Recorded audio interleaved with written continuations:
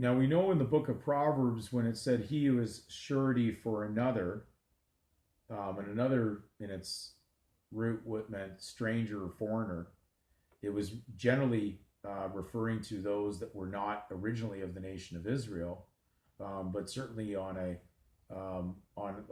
Christ, of course, being of New Jerusalem above, spiritual New Jerusalem, heavenly New Jerusalem, God's kingdom. He is that king. Your your Christian name or your given name represents that side.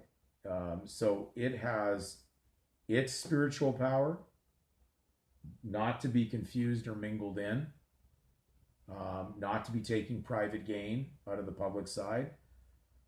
Definitely scriptures such as do not store up treasures on earth, be ye separate, which means private.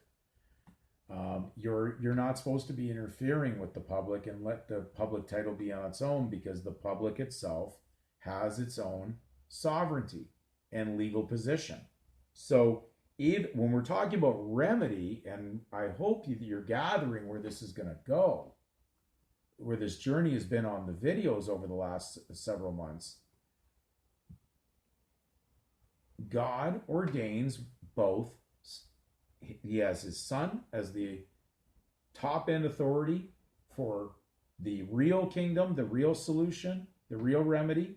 And in the meantime, the legal authorities with their public title and their authority is strictly basically sovereign in their capacity. So when we look up the word, is there a remedy on both sides? Yes, spiritually there's a remedy on the private side for Christians to come out from among them and be separate, but you're still leaving something behind that belongs to Caesar that is there for him to operate the administrative side of the legal, because there has to be something in there.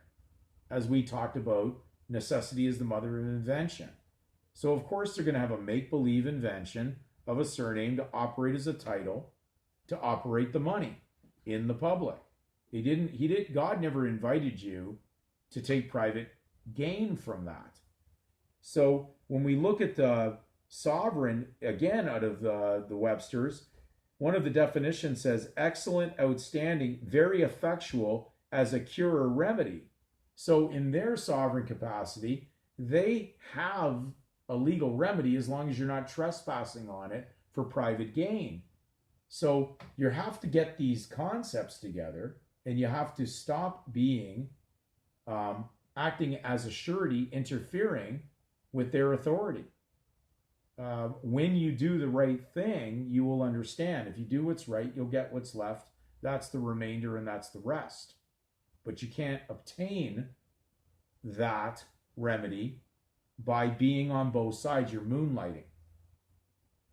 That title will be on its own, and I hope we're getting an understanding of it. The legal birth of that child is only the surname. That is it.